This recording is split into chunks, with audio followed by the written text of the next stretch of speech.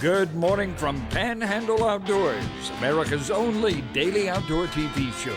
Your source for fishing, hunting, and information for folks who enjoy the great outdoors. Now sit back, relax. It's Panhandle Outdoors. Good morning, folks. Welcome to Panhandle Outdoors. I'm Winston Chester. Glad to hear this Friday morning. Ending a great week here on the show, and the whole week long has been just a beautiful week in the outdoors in the Panhandle. Let's take a look at our weather brought to us by Gulf Coast Air Conditioning. Drew Pollard and hard-working crew up there taking care of everyday comfort needs. High today is going to be 83, low 73. But check this out. The water temperature jumped up 2 more degrees. It's up to 79.2. It's jumped from 77 to 79 in one day.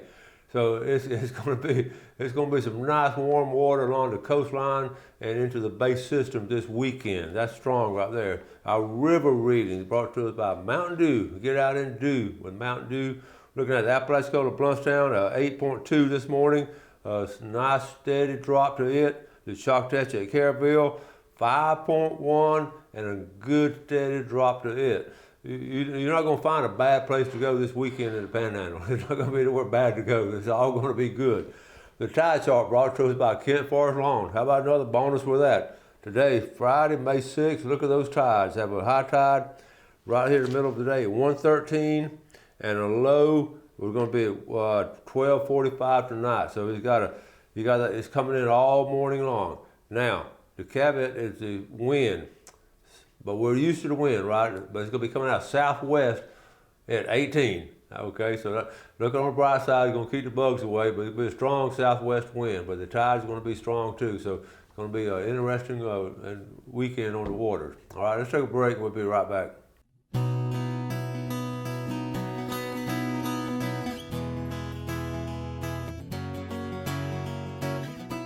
Okay, welcome back. You know, FWC has wrapped up their meeting on some of the changes that we're going to check out and take care of. So we finally found information. They don't send it to us. We sort of have to search for it, and we found it though.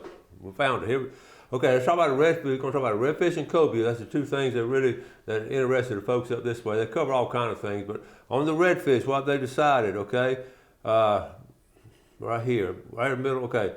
Those little dots, there are going to be 5 dots. I'll start the first one, modify the regions, and number 2, prohibit captain and crew from retaining the bag limit.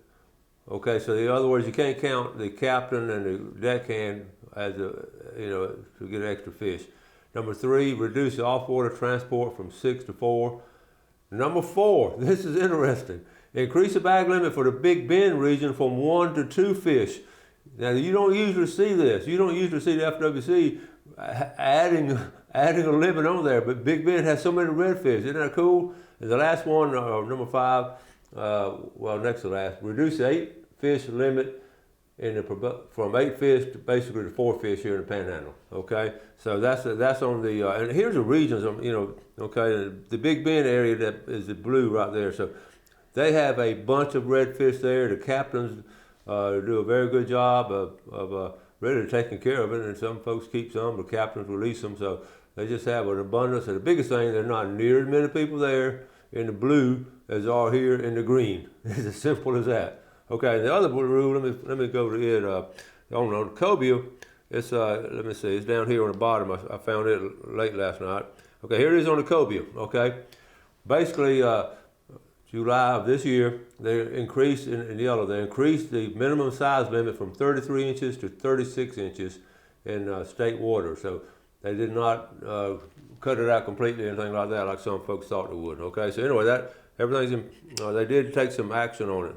Now, remember they had that little this past week up in Liberty County, one of the school buildings caught on fire with very minimum damage and all, but everything went well. But they had to call off school. And what do you do if you're in Liberty County and they called off school? Check this out. Grant Conyer sent this. This is his son on the right here. It looks just like him.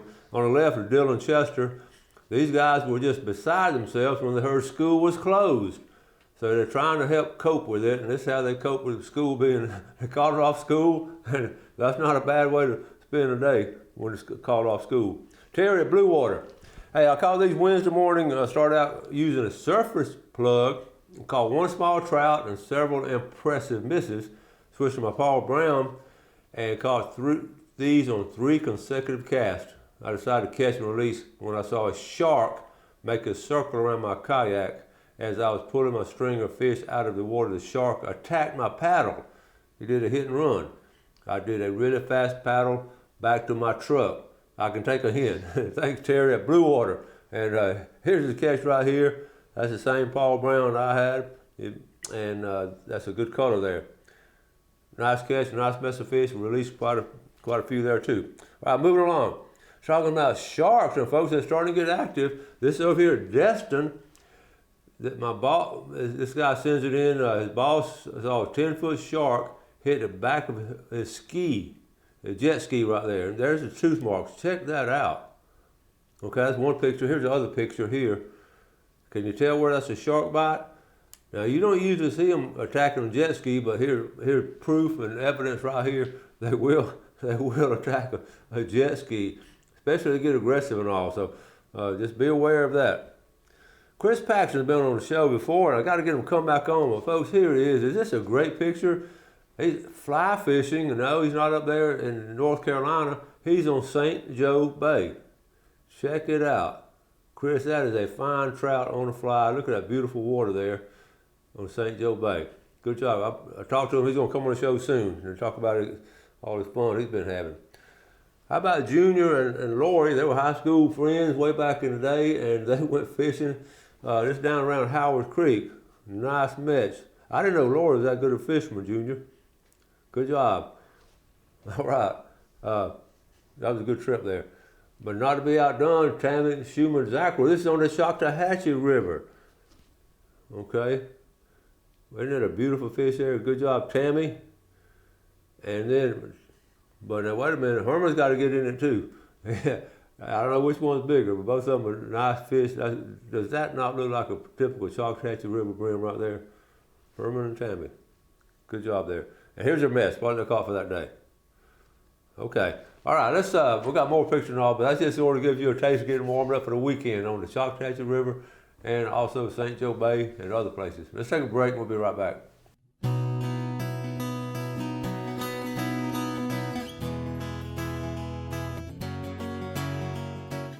Okay, welcome back. Got a couple of tournaments this weekend. Now, if you don't have a chance to get outdoors and participate and catch some fish and all, you want to go watch some tournament weigh-ins, it'd be good. The one here on Freshwater, the Red Holland tournament, the Red Holland Memorial Project graduation one is this weekend at White City Boat Ramp. Okay, and that's going to be coming in there. Let's see, weighing at 3. It's hard to read there, but anyway, Red Holland Memorial. And also, the Bayou Bass is this weekend. Don't forget about that. I plan to be in at Bayou Bass for the weigh-in, shoot some video, and talk to whoever catches the biggest fish, and that was a fun one. Don't forget, they put in the mullet toss last couple of years. That mullet toss is a lot of fun, just watching whoever throws the mullet toss. That's going to become one of the very strong points of the Bayou Bass tournament there. So good, a freshwater and a saltwater tournament and all. Also want to mention coming up, well, let me go ahead and, this was a picture at the pier. This was a video. I'm just going to show you the quick picture. We're talking about kings, and I'm going to talk about during the fishing report. The water temperature has jumped up like this. The kings are coming in. And here's a picture someone took at the pier, okay? Guy Barton Ward took this picture, migrating king mackerel, okay? Now, they may not look that big, but I promise you, this is way up on the pier looking straight down. These are king mackerel coming through. Now, they didn't hit anything right then, but they will. They may circle back. They'll circle back to it and come. But this is a great shot of actually what's going on up and down the coast here. The kings are just starting to migrate, and this is what it looks like. Great picture there, Guy Martin Ward. Okay, now, also, now you're going to think this is a picture. Okay, one more thing. Gail really enjoys our birds, and we both enjoy them. I always talk about them, and even I think the last few years we've enjoyed them. I've always liked them and piddled around with them and all, but her dad was really into them, and my dad, always had a feeder, so we've always done it. But last couple of years, with these apps and pictures and all, Gail got an app a little while back that actually you can hold it up and you can listen to the bird, and then it will give you a picture of the bird and identify it. And is that amazing? Could you imagine telling these old timers like our parents, here it is right there. So she made a list. She got out yesterday morning, to go get the paper right there by the road, and you got to check this out now. She put this on her nephew's page right here. These are the birds she heard. This is from Gail, just walking out to get the newspaper box this morning. Okay, she heard number one, a Carolina wren. Listened to it, and the picture came. Eastern towhee. Okay, number two. Number three, the eastern bluebird. They're nesting right. We got a nest box for them.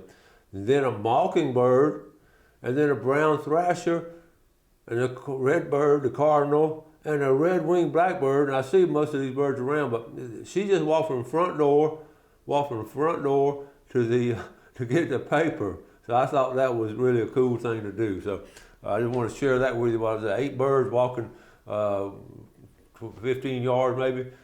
Anyway, so that app, I don't have the app. She has it. So I asked her, I said, send me the picture app. Here's the app she uses right here. It's called a Cornell Lab, the Merlin Bird ID for 8,500 species. So this is the app she has if you're interested in it. And it's called Merlin.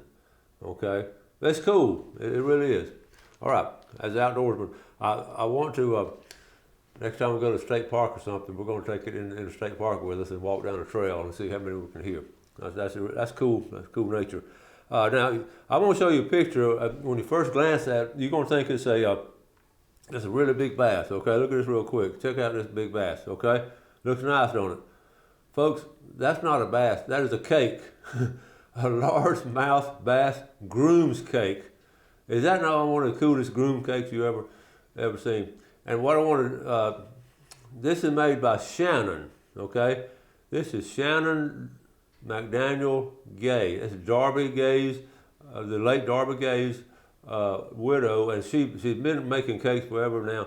She is so good, and I want to recommend, we lost Darby about last month or two, just a great guy, and if you want to give her in a business, I know it would be appreciated. It's called Lake House Cake by Shannon Gay, Lake House Cake.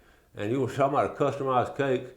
And let's see, here's her phone number on the bottom right there, 596-6750. So any kind of a retirement party or any kind of customized cake like that, that'd just be really cool. So that's Shannon Gay. And I thought when I first glanced at it, I said, look at that big old bass on there. So that would help her a lot if you were interested in doing it. We're going to we'll have some friends retiring, and we're going to hopefully get up with her making a cake, and customized cake and all is just really cool. And plus it tastes good. Okay, now let's get ready. I got several other things too. Next week, folks, we have guests galore. We've got a special show next week. Well, all the shows are special, but one in particular is going to be different. Okay, I won't call it more special than others, but it's going to be different, and you're going to just get a big kick out of it. I'm not going to give away anything of what's going on, but you'll just stay tuned and you'll see. Okay, we'll get ready also now for our famous Friday fishing forecast. We always do at this point in time do the drawing, Tarpon Dock. And again, I want to encourage you to if you want some fresh seafood, take care of going down there and picking it up. All right. $20 gift certificate. I always wonder what I get $20 and I can't figure it out. It'd be so much. I'd go down by like a little boy in a candy store. From Ebro, Linda Dean. All right, Linda. And then the big red snapper. The big red snapper. How are you going to cook it? All the way from Westville, Bruce Corbin. Ebro and Westville. We got viewers all over Panhandle. We used to joke about kudzu over Alabama, but it's all over the place now. So, all right, we're going to take our break and we'll come back with our famous Friday fishing forecast.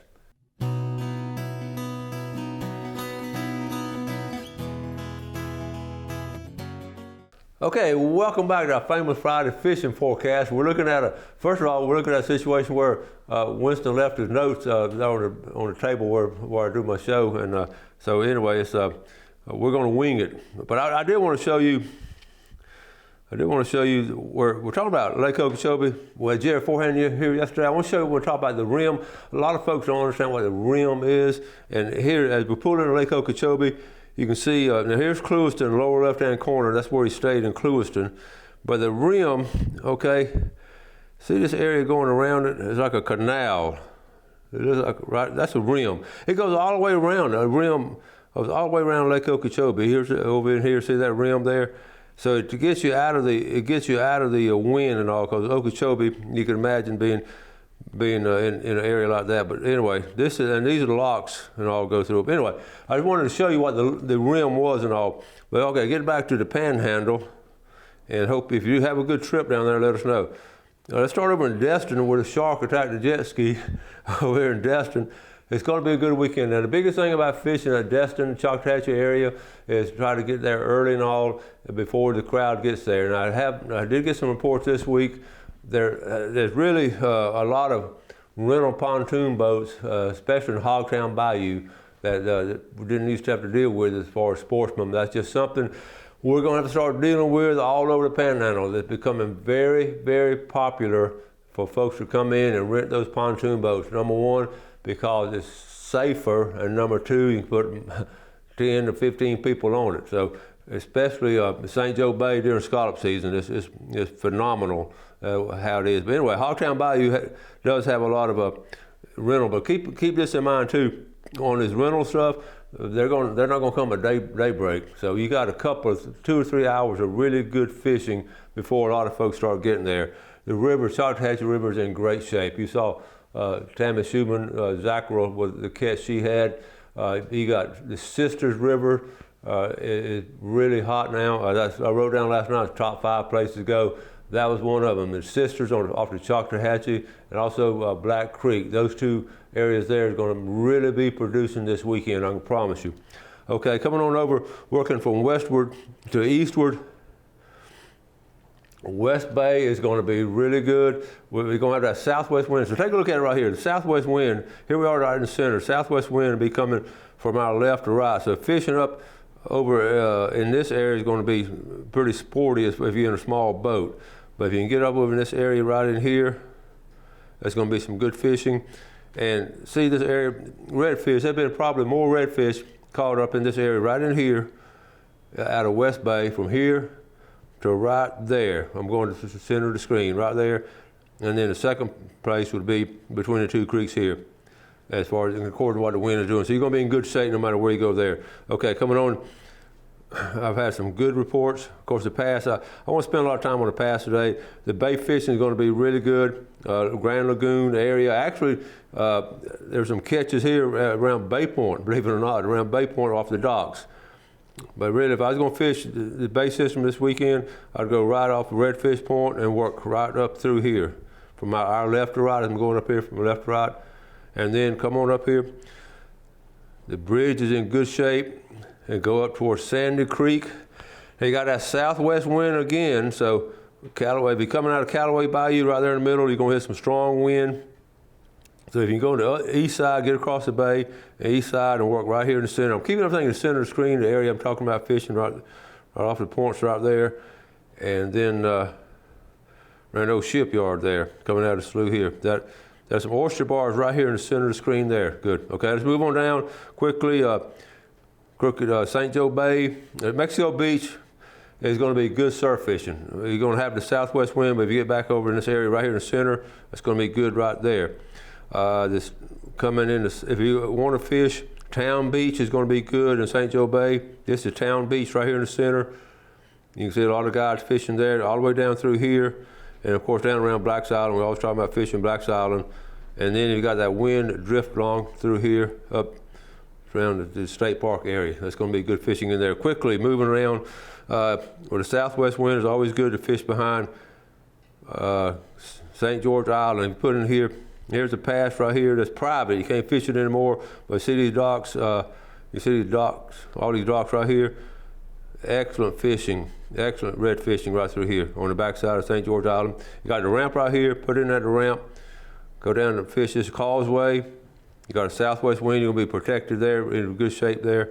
And I don't ever want to leave out St. George Island fishing. Okay, if you get a way to get down to St. George Island to the state park and surf fish, it's going to be pretty sporty as far as the wind. Get down here to sea quarters, again up Carabel River. I can promise you, they're going to be 5-gallon bucket loads of fish coming out of this system right here, all up through the Tate's Hell, coming out of the river. And then here's a bridge here You still catch some sheephead. They're still catching sheephead there. Okay, that's pretty well. We went through the whole Panhandle. The top places I was talking about, Sisters, also up there around Lake Talcott, the Sandhill Pond is going to be producing. They're having some tournaments up there. The big river where the Red Holland tournament is going to be good. I left off Lake Wimico. Lake Wimico, I can promise you, is going to be in great shape this weekend. Do not forget about Lake Wimico and also Depot Creek. All those places I named are some of the top spots here in the Florida Panhandle, and year in and year out, there are going to be a lot of fish caught off of them, so out of them and all. Just keep ones you're going to use, and don't need to load up the boat if you're not going to use them. If you want to freeze some, certainly want to do that. You want to give some other families. That's something I always remember my dad doing, taking a mess to the little folks down the road and all. So anyway, take care of our Florida Panhandle. Conserve it, plant trees, take care of the bay system, and do some good things for your fellow man. You have a great weekend. Enjoy outdoors, and God bless. Thanks for watching America's only daily outdoor TV show, Panhandle Outdoors with Winston Chester, featuring hunting, fishing, and other activities and information to help you enjoy the great outdoors. Join us next time for Panhandle Outdoors.